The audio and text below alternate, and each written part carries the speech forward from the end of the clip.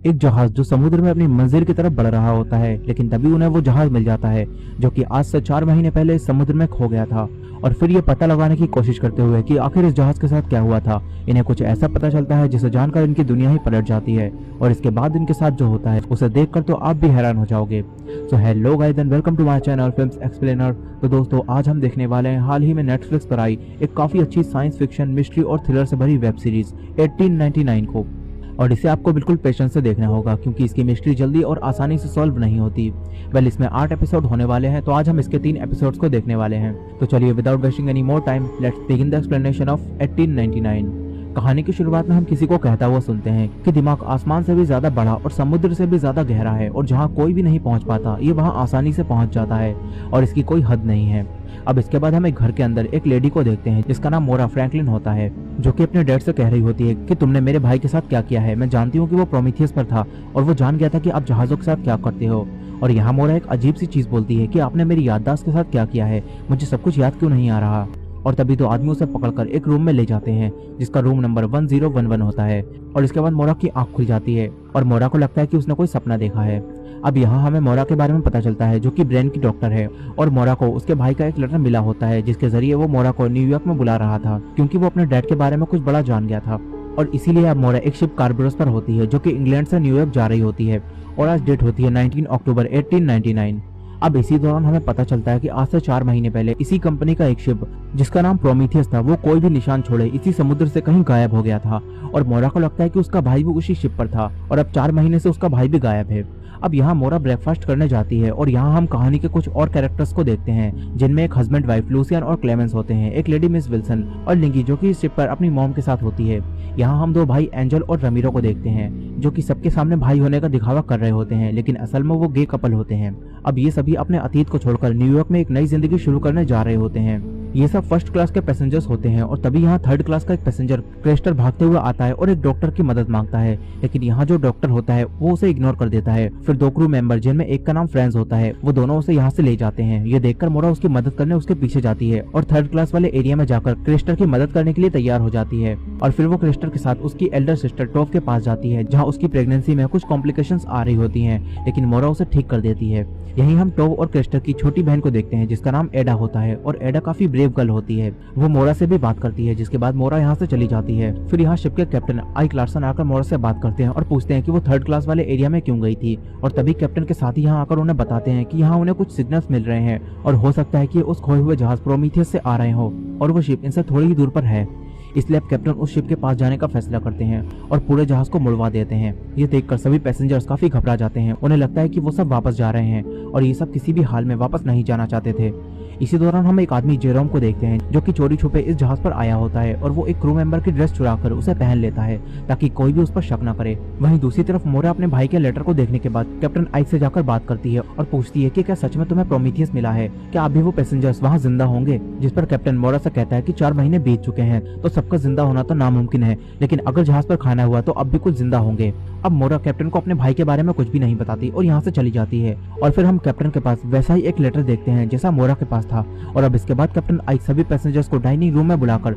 सब कुछ बताते हैं, लेकिन यहाँ सारे पैसेंजर्स कैप्टन के इस फैसले से खुश नहीं होते। यहाँ एंजल के साथ कई सारे पैसेंजर्स कैप्टन को जहाज वापस मोड़कर न्यूयॉर्क चलने के लिए कहते हैं, लेकिन कैप्टन आइक किसी की भी बात नहीं मानते और अब जहाज प्रोमीथियस की तरफ जा रहा होता है। इसी दौरान कैप्टन अब मोरा से दोबारा फ्रेंडली होकर बात करते हैं, जिससे ये दोनों एक दूसरे को थोड़ा जान पाते हैं और कैप्टन को पता चलता है कि मोरा एक डॉक्टर है। अब तभी ने प्रोमीथियस जहाज आगे दिख जाता है और बाहर से देखने पर ऐसा लग रहा होता है कि इस जहाज के साथ कुछ तो बुरा हुआ है। इसलिए इस शिप का फर्स्ट मेट जिसका नाम सेबास्टियन होता है, वो कैप्टन से कहता है कि हमें वापस चले जाना चाहिए। हम वापस जाकर कंपनी को कांटेक्ट करेंगे और प्रोमीथियस जहाज के बारे में बता देंगे। कंपनी आकर यहाँ सब कुछ संभाल लेगी। लेकिन कैप्टन सेबास्टियन की बात भी नहीं मानते। वो बस ये सोच रहे होते हैं कि हो सकता है कि इस जहाज पर अब भी कोई जिंदा हो और शायद वो उसे बचा सकते हैं। और इसी वजह से ये लाइफ बोट लेकर प्रोमीथियस पर जाने का फैसला करते हैं और कंपनी को भी बताने के लिए कहते हैं। मोरा कैप्टन के साथ प्रोमीथियस पर जाने के लिए कहती है फॉर नीड डॉक्टर। और इसके बाद कैप्टन एक प्रीस्ट रमीरो को भी अपने साथ चलने के लिए कहते हैं, क्योंकि अगर वहाँ कोई भी जिंदा हुआ तो न जाने इतने दिनों में उनके माइंड की कंडीशन क्या हो गई होगी,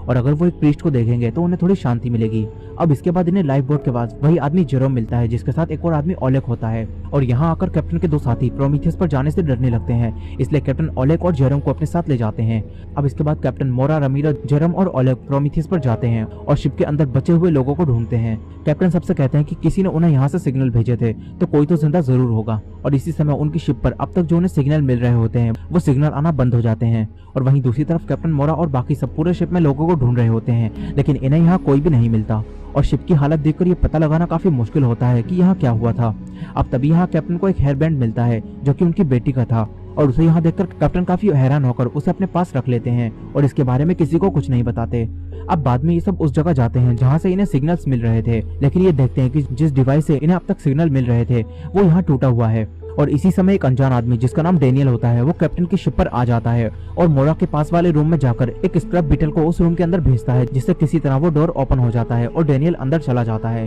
वहीं दूसरी तरफ प्रोमीथियस पर मोरा को भी एक वैसा ही एक स्क्रब बीटल दिखता है जो कि उन्हें एक बच्चे के पास ले जाता है, जो कि यहाँ कैबिनेट के अंदर बंद होता है और मोरा उसे बाहर निकालती है और वो बच्चा बाहर आकर मोरा को एक पिरामिड जैसी चीज देता है, जिसके साथ ही ये फर्स्ट एपिसोड यहीं खत्म हो जाता है। और अब सेकंड एपिसोड स्टार्ट होता है जहां हम कैप्टन आइक को देखते हैं जो कि एक जंगल के अंदर होते हैं और यहाँ उन्हें अपनी बेटी के गाना गाने की आवाज आती है। कैप्टन अपने घर की तरफ भागते हैं जहां वो देखते हैं कि उनके घर में आग लग गई है और यहाँ हमें पता चलता है कि कैप्टन आइक की पूरी फैमिली इसी तरह घर में आग लगने की वजह से मर गई थी। अब तभी कैप्टन की आंख खुलती है और वो अपनी शिप पर होते हैं और उन्हें लगता है कि उन्होंने कोई बुरा सपना देखा है और अब उस सबको याद करके कैप्टन काफी घबरा जाते हैं। यहाँ कैप्टन मोरा और बाकी सभी प्रोमीथियस से वापस अपनी शिप पर आ गए होते हैं और अब वो बच्चा इस वक्त मोरा के साथ उसके रूम में होता है, लेकिन वो कुछ भी बोल नहीं रहा होता। यहाँ कैप्टन के पास सेबास्टियन आता है और कैप्टन को बताता है कि वो कंपनी जिसके सारे जहाज हैं वो कह रही है कि प्रोमीथियस को वहीं डुबा दो, जो कि काफी अजीब बात होती है कि आखिर क्यों एक कंपनी अपने इतने बड़े जहाज को डुबो देना चाहती है। अब यही कैप्टन देखते हैं कि इनके सारे कंपास ने काम करना बंद कर दिया है और वो अचानक से खराब हो चुके हैं और कैप्टन की शिप अब भी प्रोमीथियस के पास ही रुकी होती है और कैप्टन अभी आगे नहीं बढ़ रहे होते। अब कैप्टन ओलेग के पास जाकर उसे पता करने के लिए कहते हैं कि बंकर में कितना कोयला है, जिसके बाद कैप्टन मोरा के पास जाकर उस बच्चे के बारे में पूछते हैं कि क्या उसने कुछ बताया, क्योंकि उन्हें अब तक कुछ समझ नहीं आ रहा होता कि आखिर इन्हें प्रोमीथियस से सिग्नल किसने भेजे और आखिर उस बच्चे को वहाँ किसने बंद किया। अब यहाँ कैप्टन मोरा से एक और अजीब बात पूछते हैं। वो कहते हैं कि क्या तुम्हें शिप पर कुछ अजीब महसूस हुआ था, लेकिन मोरा को ऐसा कुछ भी महसूस नहीं हुआ था। और तभी यहाँ कैप्टन को अपनी बेटी के गाना गाने की आवाज फिर से आने लगती है, लेकिन ये सब बस कैप्टन को ही सुनाई दे रहा होता है, मोरा या किसी को भी आवाज सुनाई नहीं दे रही होती। और इसके बाद मोरा वापस अपने रूम में जाती है जहाँ रूम के बाहर मोरा उसी आदमी डेनियल से मिलती है। मोरा उससे पूछती है कि क्या हम पहले मिल चुके हैं। डेनियल मोरा को जाना पहचाना लगता है, लेकिन डेनियल कहता है कि वो पहले कभी नहीं मिले। और फिर मोरा अपने रूम में जाकर उसी बच्चे से बात करके ये पता करने की कोशिश करती है कि आखिर प्रोमीथियस पर क्या हुआ था और उसे कैबिनेट के अंदर बंद किसने किया, लेकिन वो बच्चा अब भी कुछ नहीं बोलता और वही पिरामिड जैसी चीज मोरा को दे देता है। और अब तक पूरे जहाज में मौजूद सभी लोगों को ये पता चल चुका होता है कि प्रोमीथियस पर कैप्टन को सिवाय एक बच्चे के और कोई नहीं मिला है। वहीं दूसरी तरफ कैप्टन अपने रूम में होते हैं और तभी कैप्टन को फिर से अपनी बेटी की गाना गाने की आवाज आने लगती है, जिसके साथ ही वो अपनी बेटी को भी देखते हैं। कैप्टन उस आवाज का पीछा करते हुए एक रूम में पहुंच जाते हैं जहां वो अपने पूरे परिवार को देखते हैं, लेकिन वो समझ जाते हैं कि असली नहीं हो सकता क्योंकि उनकी फैमिली तो मर चुकी है। अब यहाँ हम एक अजीब चीज नोटिस करते हैं कि कैप्टन की बेटी ने वही हेलमेट लगाया होता है जो कि कैप्टन को प्रोमीथियस पर मिला था, लेकिन प्रोमीथियस पर वो कहाँ से आ सकता है क्योंकि उनकी फैमिली तो पहले ही मर चुकी थी। और यही देखकर कैप्टन हैरान हो गए थे। अब यहाँ अचानक से सब कुछ गायब हो जाता है और कैप्टन को वही स्क्रब बीटल दिखता है, जिसके बाद यहाँ कैप्टन को एक ऊपर जाने का रास्ता मिलता है जो कि डायरेक्ट उनके रूम से कनेक्ट होता है। और ये देखकर कैप्टन काफी हैरान हो जाते हैं क्योंकि उन्हें लगता था कि वो तो शिप के हर एक हिस्से के बारे में अच्छे से जानते हैं, लेकिन ऐसा नहीं था। अब यहाँ कैप्टन काफी फ्रस्ट्रेट होकर मोरा के रूम में जाकर उस बच्चे से जबरदस्ती पूछने की कोशिश करते हैं कि आखिर प्रोमीथियस पर क्या हुआ था, लेकिन मोरा उसे एक बच्चे के साथ ऐसा करने से रोक देती है, जिसके बाद कैप्टन आइक शांत होकर यहाँ से चले जाते हैं। वहीं दूसरी तरफ हम जेरोम जो कि इस शिप पर चोरी छुपे चढ़ा था, वो लूसियन की वाइफ क्लेमेंस से बात करता है और रियलिटी में वो लूसियन को किसी तरह जानता था और उसने लूसियन के रूम में एक चीज छोड़ी थी। और अब जेरोम यहाँ लूसियन की वाइफ से बात कर रहा होता है। यहाँ हमें पता चलता है कि क्लेमेंस और लूसियन दोनों हस्बैंड वाइफ तो हैं, लेकिन उन दोनों के बीच कुछ भी ठीक नहीं चल रहा है। और अब जेरोम यहाँ क्लेमेंस से बात करने के बाद चला जाता है, लेकिन अब तक फ्रांस को पता चल चुका होता है कि जेरोम चोरी छुपे यहाँ शिप पर आया है और उसने एक क्रू मेंबर की ड्रेस चुराई है, इसलिए वो सभी जेरोम को पकड़कर कैद कर देते हैं। वहीं दूसरी तरफ शिप के थर्ड क्लास एरिया में से क्रेस्टर और टॉफ की छोटी बहन एडा कहीं गायब हो गई होती है और उसकी पूरी फैमिली उसे ढूंढ रही होती है। इसी दौरान कैप्टन आइक उनके रूम में मिली उसी शॉफ्ट के अंदर दोबारा जाते हैं, लेकिन इस बार वहाँ सब कुछ पहले जैसा नहीं होता और हर तरफ बस ब्लैक टाइल्स होती हैं। और अब तभी यहाँ कैप्टन के पास ओलेग आता है और उन्हें बताता है कि बंकर आधे भरे हुए हैं, जिसके बाद कैप्टन फिर से सभी लोगों को डाइनिंग रूम में बुलाकर उन्हें बताते हैं कि वो प्रोमीथियस को अपने साथ ले जाएंगे और क्योंकि उनके पास इतना कोयला नहीं है कि वो प्रोमीथियस को यूएस तक खींच सकें, इसलिए वो सब यूएस ना जाकर वापस यूरोप जा रहे हैं। लेकिन ये सुनकर सारे पैसेंजर्स इस फैसले के खिलाफ हो जाते हैं, यहाँ तक कि अब कैप्टन का कोई भी साथी इस फैसले में उनका साथ नहीं देता और उनमें से कोई भी वापस नहीं जाना चाहता था। सभी पैसेंजर्स किसी भी हाल में न्यूयॉर्क तक पहुंचना चाहते थे, लेकिन कैप्टन उनमें से किसी की भी बात नहीं मानते और जहाज के ऊपर आ जाते हैं। मोरा उनके पीछे आती है और कहती है कि ये सही फैसला नहीं है, लेकिन अब कैप्टन मोरा को बताते हैं कि इस जहाज में जरूर कुछ तो है जिसे जहाज की कंपनी छुपाना चाह रही है और इसीलिए उन्होंने हमें प्रोमीथियस को डुबा देने के लिए कहा है। और अब यहाँ कैप्टन किसी भी तरह ये पता लगाना चाहते हैं कि इस जहाज के साथ आखिर क्या हुआ था और इसीलिए अब कैप्टन प्रोमीथियस को अपने जहाज के साथ बांधकर यूरोप जाने लगते हैं। इसी दौरान हम उसी आदमी डेनियल को देखते हैं जो कि प्रोमीथियस शिप से इस शिप पर आया होता है और वो वैसा ही एक स्क्रब बीटल निकालकर उसी लड़की एडा के पास भेजता है और एडा उसका पीछा करते हुए ऊपर डेनियल के पास आ जाती है, जिसके बाद डेनियल उससे कहता है कि आई एम सॉरी। और इसकी थोड़ी देर बाद फ्रांस और कैप्टन के साथियों को यहाँ एडा की डेड बॉडी मिलती है और यहाँ अब हमें पता चलता है कि सीरीज के सभी मेन कैरेक्टर्स पर कोई आदमी नजर रख रहा है, जिसके साथ ही ये सेकंड एपिसोड भी यहीं खत्म हो जाता है। फर्स्ट और सेकंड एपिसोड से हमें कई सारी अजीब चीजों के बारे में पता चलता है, जैसे कि प्रोमीथियस से आए हुए डेनियल और वो बच्चा दोनों का बिहेवियर काफी अजीब होता है और डेनियल के पास मोरा की एक पिक्चर भी होती है।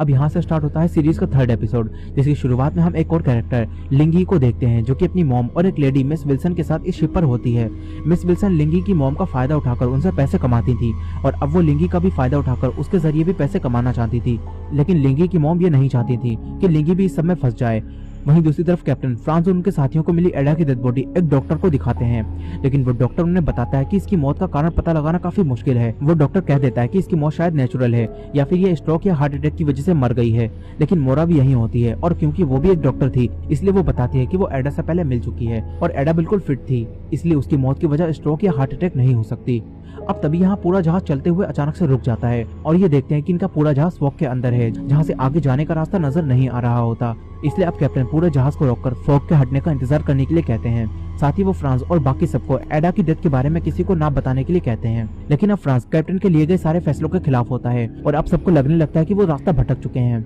वहीं कैप्टन अब मोरा को अपने साथ रूम में ले जाकर अपनी बेटी का वही एयरबैंड दिखाते हैं और बताते हैं कि ये उनकी बेटी का है जो कि मर चुकी है, लेकिन कैप्टन बताते हैं कि ये उन्हें प्रोमीथियस पर मिला है और उन्होंने कल अपनी बेटी को भी देखा था। अब यहाँ मोरा एक ब्रेन की डॉक्टर थी, इसलिए कैप्टन उनसे पूछते हैं कि उनके साथ ये सब क्यों हो रहा है और उन्हें अपनी मरी हुई बेटी क्यों दिख रही है और आखिर उसका हेयरबैंड प्रोमीथियस पर कैसे पहुंचा। लेकिन मोरा उनसे कहती है कि आमतौर पर लोगों के साथ ऐसा तब होता है जब वो पागल होने लगते हैं। लेकिन ये सुनकर कैप्टन मोरा को अपने रूम में बेड के नीचे मिली उसी शॉप को दिखाते हैं और कहते हैं कि अगर वो पागल हो गए हैं तो ये यहाँ कहाँ से आया, क्योंकि कैप्टन इस जहाज के हर एक हिस्से के बारे में जानते थे और वो जानते थे कि वो पागल नहीं है और इसलिए अब कैप्टन मोरा से कहते हैं कि वो वापस प्रोमीथियस पर जाएंगे और वहां जाकर प्रोमीथियस के कैप्टन की लॉगबुक को ढूंढेंगे, क्योंकि उसमें प्रोमीथियस के कैप्टन ने सब कुछ लिखा होगा कि वहां क्या हुआ था। अब ये सुनकर मोरा भी अपने भाई के बारे में जानने के लिए कैप्टन के साथ दोबारा प्रोमीथियस पर जाने का फैसला करती है और कैप्टन के साथ लाइफ बोट के जरिए फिर से प्रोमीथियस पर जाती है। इसी दौरान फ्रांस अब कैप्टन के अकेले लिए गए सारे फैसलों से काफी गुस्सा हो गया होता है और अब पूरी तरह से फ्रांस कैप्टन के खिलाफ होता है।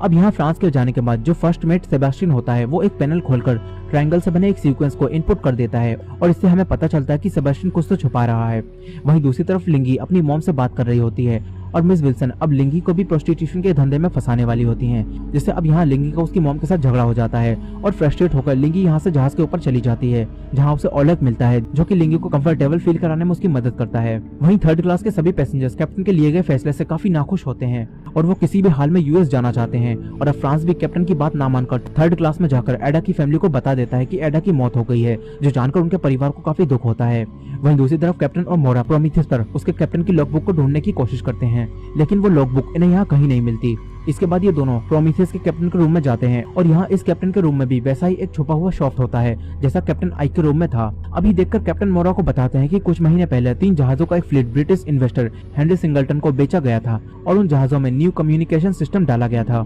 और यहाँ इन्हें शॉफ्ट के ऊपर एक ट्रायंगल दिखता है जो कि उसी कंपनी का है, जिसका मतलब है कि उसी कंपनी ने ये शॉफ्ट यहाँ बनाया है। अब कैप्टन कहते हैं कि एक और चीज है जो उन्होंने जहाजों में लगाई थी और अब वो मोरा को अपने साथ जहाज पर उस एरिया में ले जाते हैं जहाँ से इंजन को चालू रखा जाता है। यहाँ कैप्टन प्रोमीथियस पर मोरा को नई कंपनी ने जो मशीन लगाई होती है वो दिखाते हैं और बताते हैं कि इसका कम स्टीम प्रेशर को मापकर ब्रिज पर इसका सिग्नल भेजना है, लेकिन कैप्टन आइक के जहाज पर इसने कभी भी काम नहीं किया। और ये सुनकर मोरा कहती है कि हो सकता है कि उन्होंने झूठ बोला हो सकता है कि उन्होंने ये किसी और मकसद से यहाँ लगाई हो। अब यहाँ कैप्टन और मोरा भट्टियों को चेक करते हैं क्योंकि इन्हें लगता है कि किसी ने सारे पैसेंजर्स को मारकर उनकी डेड बॉडी को यहाँ जला दिया है। अब यहाँ कैप्टन को एक भट्टी में एक पेज मिलता है जो कि पूरा जला नहीं होता और इसमें प्रोमीथियस के पैसेंजर्स की लिस्ट होती है। और इसमें कैप्टन एक अजीब चीज देखते हैं कि प्रोमीथियस के पैसेंजर्स की लिस्ट में मोरा फ्रैंकलिन का नाम है जो कि इस वक्त उनके जहाज पर है, लेकिन ये कैसे हो सकता है। अब इसे देखकर कैप्टन को मोरा पर शक होता है और कैप्टन उस पेज को मोरा से छुपा लेते हैं और वापस चलने के लिए कहते हैं। वहीं दूसरी तरफ शिप में डेनियल मोरा के रूम में जाकर उस बच्चे से बात करता है और पूछता है कि क्या तुम्हें वो मिला, जिस पर वो बच्चा मना कर देता है।